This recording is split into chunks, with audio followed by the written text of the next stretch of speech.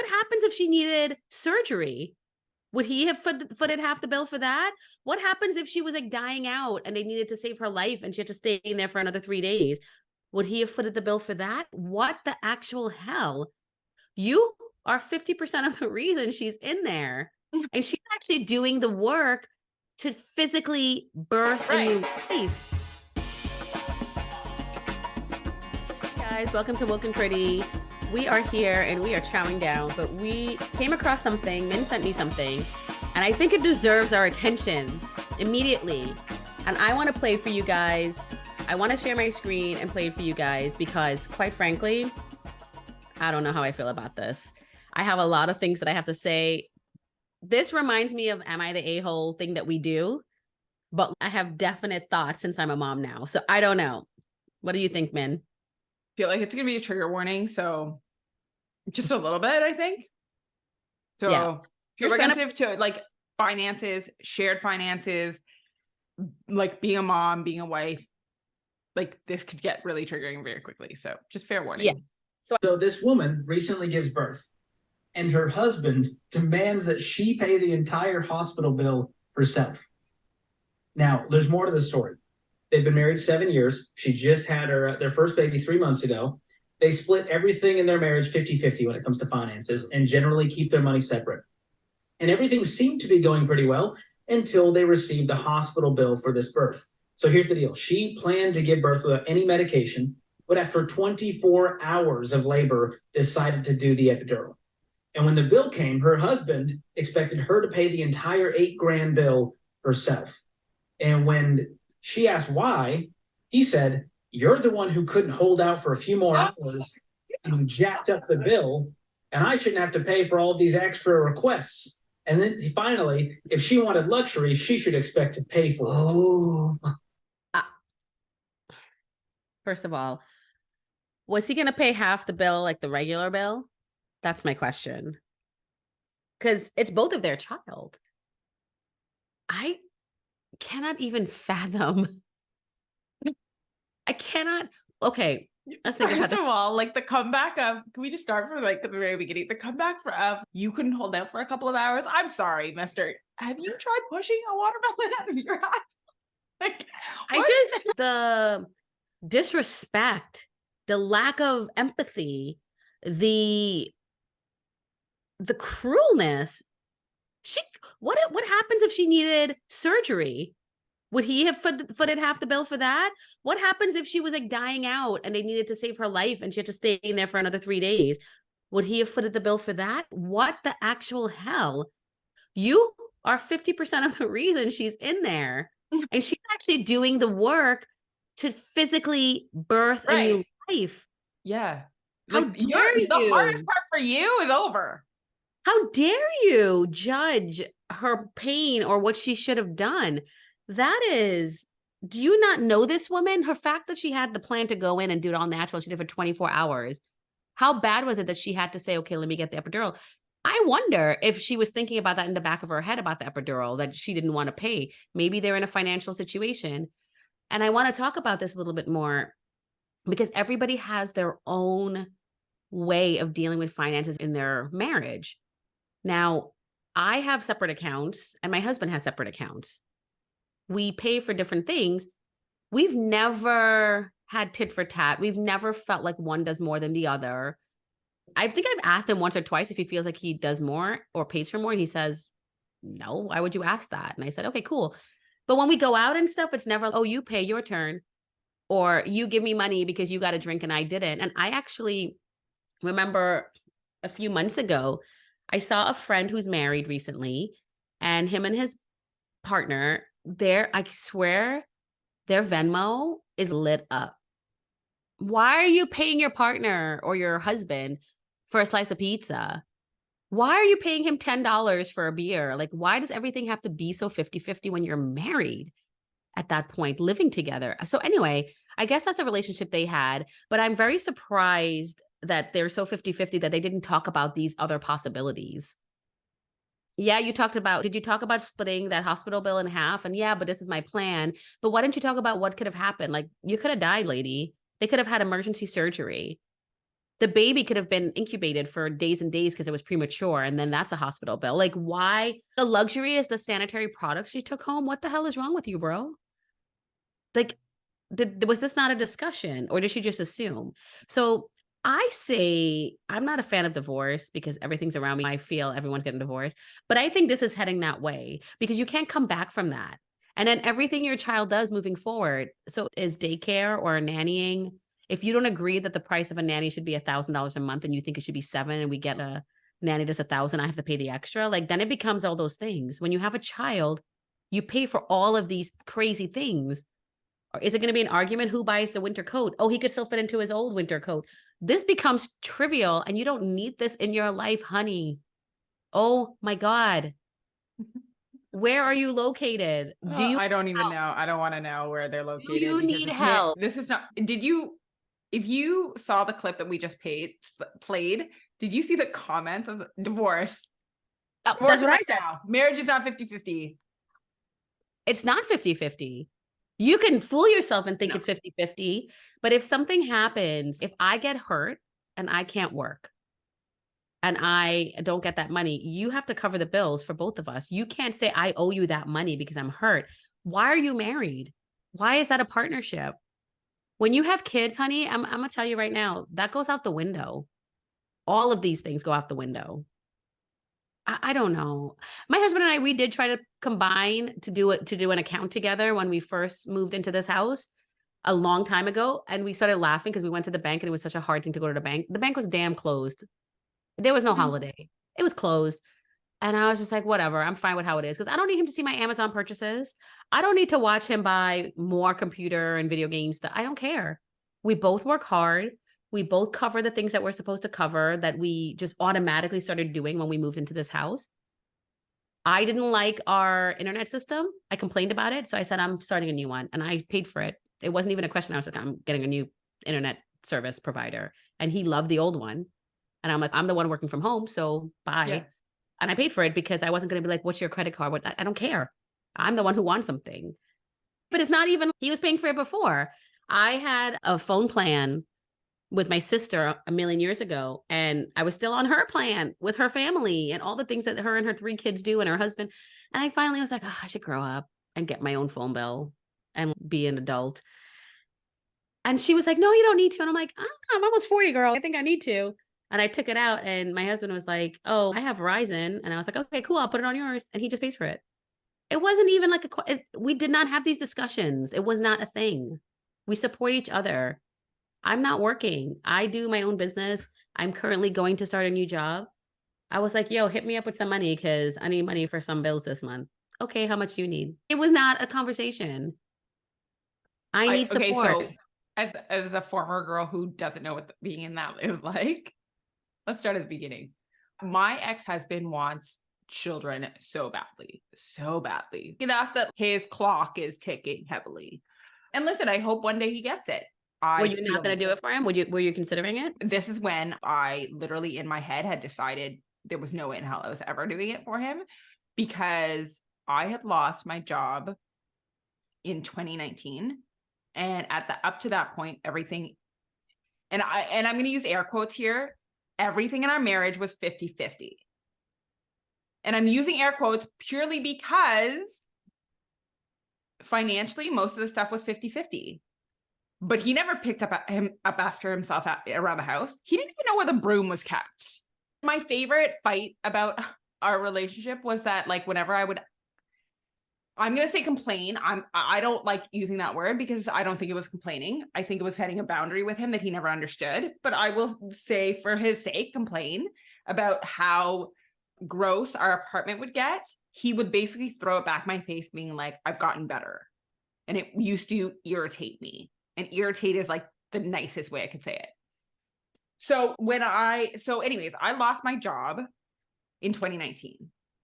A couple months after losing my job, I had a good chunk of savings and I got a really nice severance package. And so I basically said to him, I was like, I think we should discuss like where our finances are going at this point, because I don't want to have to pay while I'm trying to figure out my next steps. Girl, his exact words to me were, No, I like the way things are. Okay. You're married. What? Oh, For richer or for poorer? don't even get me started on the insurance issue. Okay. That'll come up in another conversation. And I'm like, okay, fine. So I left it alone. And then I went back to him at one point and I was like, I want to know what you would have thought had there been a baby in the mix or if I was pregnant. I was like, or I'm like mat leave. So up here in Canada, we get up to 18 months of mat leave. If you do a year, you get 50% of your pay. If you do 18 months, you only get 30%. So it's basically the same amount of money over a shorter period of time or whatever that looks like. Girl, his words to me after I said this, and I was like, I want to know what you would have done. And he was like, you act like money wouldn't have been coming in for you. Wait a minute. So he expects you to still handle what you were handling? Yeah. Plus like diapers, formula, whatever else. Wait, you had to take care of the child? Oh yeah. Oh, girl, he can't. He can barely take care of himself. Did he not make a lot of money? He works at a place that he made a lot of money. So what was he doing with his money? I'm glad I stopped myself because I don't need that kind of heat. What was he doing with his money? We need that conversation offline. Oh, hey, listen, I think, like I said at the beginning, it's different for everyone. I think the fact that you decided you weren't going to have a child. But I think that story. You had a conversation about it. We had a conversation about it. No, I guess not. But those are the conversations that you need to have. But that story triggered me in a way that I was like, man, that's probably what would have happened to me. But what's crazy about this is if you lost your job and you couldn't pay the bill, was he okay with you going into debt or with you not being able to pay something and something shutting off, but he could cover you for X amount of time? I don't understand. I don't know. Where's the support? It didn't matter because that was also, and listen, I've never told him this. And at this point, if he finds out through this podcast or through other means, I don't know if it matters. He's not listening to our podcast, girl. No, but I will say one day he will see how big I've gotten and he will regret it a little bit. Maybe that's a little revengeful. I don't care. I think you're already big by doing so much for yourself, having your own business, having clients, and being. I didn't even get started on the launch of my business and how stressful that was in our marriage. He's a very selfish person. I was going to say he does not seem very supportive. No, when it came to me starting our business, and I would have to take time away from us, he would throw a tantrum like a 6-year-old. Like it was easier to deal with a 6-year-old actually, because at least then I can get him to like out of the house and run around. No. He would throw a tantrum. You fell in love with him and you wanted to marry him. So there must have been. Yeah, I don't remember why. I was drunk. There was some upside there, I'm sure. Okay, let's not probably. I don't remember those upsides because all I remember now are how bad. But all this to say is that during that time, all I could think was, if this is where we're at and we're just talking about it, what's it going to be like when I am actually having to deal with this little person? Yeah. Kids change things. My husband and I could say we probably only had one moment of me being angry. We're both very level-headed people. And after our kid, I just feel like my fuse for him, not my child, my child I have infinite patience for this little person. But for other things, I'll never forget this moment. A friend of mine had a baby and I went to visit. It's a guy and his wife, and we went to see them in their apartment, and he was like, oh, you want a drink, blah, blah, blah. And he turned around and started walking away. And she did this weird, like ninja kick punching thing behind him. And I saw it. And then she was like, and she was like, you'll understand one day. And I was like, okay. And I never forgot that. You understand? I never forgot. I get it. Well, at first when I had a baby, I didn't understand. But then as months went on and I'm almost a year, I was just like, totally get it. Totally get that she wants to knock him in the head and do this and this because he's being himself and she's just trying to keep her head afloat. I get it. For my relationship, when we first started dating, it was maybe about a year in. He was moving from the city into a new apartment in the suburbs and he needed a car. And he was like, oh, would you come with me while I get a car? I've never done this process and you're really good with knowing what things mean, like an APR. And I was like, yeah, sure, whatever. So we go to get this car. I And feel like that was a little bit of a ploy to spend time with you, which I think, by the way, is super adorable. I think it's because he knew very early on that he wanted to be with me like forever. I Oh. think he, in his mind, always wanted what we have now. It just took me 11, 12 years to get to this point, or 10 years, whatever it was, guys. Don't judge. But it wasn't like I was denying it. I just like things to happen naturally. And I want to feel things inside that I want to do more than I just don't like to be pushed and rushed. And I just need my space. But he knew he was already like, I'm going to do here and do this. And then we can, if we move in together, we'll get a house. It's always been his thing because I don't want to get married. I was like, I'd rather have a house. And he goes, fine. So we go into this dealership and they're like, oh yeah, run your credit, whatever. And he got denied and he was shocked. And it's because there was fraud on his account and he didn't know on his credit. He had no idea there was something, like a credit card or something that got taken out. And it went to the point where obviously whoever did it didn't pay. And like, he had like really bad credit. So they didn't want to extend their line of credit for him. And I'm sitting there and I was like, okay, we'll run mine. And they're like, yeah, that'll work. Is that okay? And he was just like, why would you do that? And I was like, why wouldn't I do that? And so it's, even though I knew it's like these little moments of where I'm committing to him without really being like, I want to get married. So it's like, we had this relationship and I was like, if it works, you can get a car because you obviously need the car. What would be your other option? He's, I don't know. And I was like, I guess you could call your mom or something, but I'm right here. So just run it. Let's just see. And so his first car that he purchased in New York, or I guess it was Connecticut, was because of me. It was my car that I put both of our names on.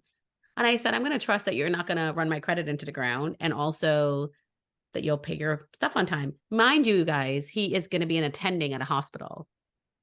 Well, you better be able to pay that $400 or $500, whatever. I don't even know whatever an Audi cost. It was an Audi. It was a used one. Oh, nice. Oh, nice. It was like a year old. It was like a year or two old. It was like somebody returned it, whatever. Right. It was like $20,000 cheaper. And I was like, yep, that sounds right. That's great. Let's do it. Yeah.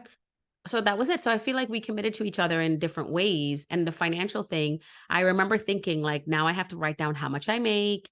I have to write down all these things. And our first year of a relationship, he was a resident. So he only made like $50,000 and he had to pay rent. I was going to say, they don't make good money. $0. He had no money. And so after student debt, probably like he luckily did not have student debt.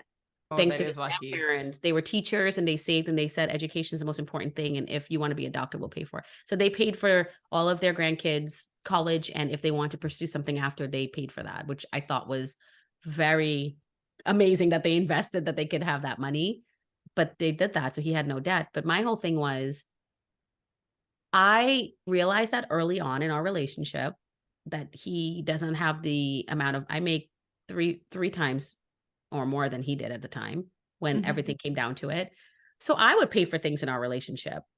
And he's a Southern guy. So this is not normal. Oh, that must have been very hard for him. I think it was hard, but I think the way that I am with things, it's not like I'm paying for you. It's more of like, I just do it. And I'm like, don't worry about it. Like, you get me next. I just don't put such a huge deal into things like that because with my friends and stuff, I'm like that too. And if I have friends that are not reciprocating, you get cut out, girl. Like, you just do. You get a certain amount of time if you're not paying for everybody else or okay, so hold on. This is a good segue because, or not segue, but it raises a good question. So my ex-husband was like you. He worked in sales. So he had a base salary. Yep. And he had a very good commission structure. And probably a corporate credit card. And you know what line of work he was in. I used to hear often, the reason we went 50-50, even though he made significantly more than I did, was because his base was lower than my salary. How often did he get paid out? Was it once a year? Or was it every quarter? Every quarter. Actually, every month and every quarter. And then at the end of the year. So that was a stupid reason. That was a lie. I would take it upon myself. If I wanted to go to a place for dinner, a fancy place, I would cover it. He paid for things for me too, but I also knew that he wasn't a deadbeat. He obviously was going to be a damn attending at a hospital, a very prestigious hospital at some point, I assumed. And even if he didn't, I'm investing in my relationship. That's how I saw it. And when I did the car thing, I'm investing in him. I'm trusting him. And then he spent 2 years in this apartment that I would come up or whatever. It was 2 years. And I would come up. We started to have a deeper relationship that we had to commit to because I had to come up here on the weekends. He was no longer in the city. So we had that going. But he also stayed in New York for partially me, mostly me, because he was He had opportunities in Philadelphia, potentially Chicago, and then maybe Connecticut. I told him, I was like, I'm not really into long distance relationships. I think you should take whatever opportunity feels right for you, but I'm not committing anything to you because I'm not in that place that I want to move. I had my career going on and stuff like that. Mhm. And I think you choose the person. He Mhm. chose me. Yeah. And I chose him too, right? In different ways. And when we finally got the house, when he was leaving that apartment 2 years later, we did it together. But our finances already had been talked about because of the car. He saw what I was making. And I Mhm. wasn't making a ton of money back then. I was now starting off in my career at that level. But he was going to be making more than me down the road. So it was fine. And then as my career progressed, we started making about the same. Or depending on the year, then I would make more than him some years. And that never changed our dynamic. Like when we would go out and stuff, like I would still cover things. And he says this to me all the time. My money is your money is my money. It doesn't matter. If you put it on your card, you Mhm. put it on my. And I had a credit card where I added him, by the way. It was one of those like fancy schmancy credit cards. You get all the points. He used it a couple of times and he never used it. And I was like, I'm paying like $100 for you to have this extra card. Why the F aren't you using it? He's Yeah. like, because I can't see what I'm spending. I can't see how to pay it. And I said, no, I pay it. Oh. Like I pay it. And he was like, but I can't see. He's like, how come it's not linked to my account so I can't see it? I don't feel comfortable just doing that and you're paying it. So we do things separately. But when we go out to dinner and stuff, he had to, when I quit my job and I'm doing my own thing, it was hard. It was weird, not hard, weird that he was like, oh, I have to get my credit card because usually I always pay for that because he pays for he pays for the mortgage, he pays for a lot of the household things. And I decorated this house. I pay for all the extra things that we have, all the vacations Right. we have, every Right. single thing that we do in life. It would always go on my, because I'm the planner. I'm the one booking things. And so now it's shifted a little bit where he has to now pay for all the dinners. He has to pay for all the things. I still pay for what I pay for, but it's never been defined. It's more I have to be grocery shopping. If he's with me and I'm grocery shopping, he knows I'm not working, so he'll pay for it. But if I go out grocery shopping, I'll just pay for it. I'm not like, we don't stress about these things because we're in it together as a unit. Right. Me asking him for money today was not hard, but I've never done that. Mhm. And he already knew. He was like, yeah, because I'm in a situation. Like I stopped selling products online. I stopped coaching. I stopped doing a lot of the things that I was doing a few months ago. And so I told him this was inevitably going to happen. And he said, okay, we'll get through it. And I remember a couple of weeks ago, we had this conversation, you and I, because this is when you started looking, you told me you were looking again for to get back into your career. Mhm. And you had quickly brought up that you had a brief discussion with your husband about where the finances were going for the next month. Yeah. And not that he pressured you at all, but you were like, I'm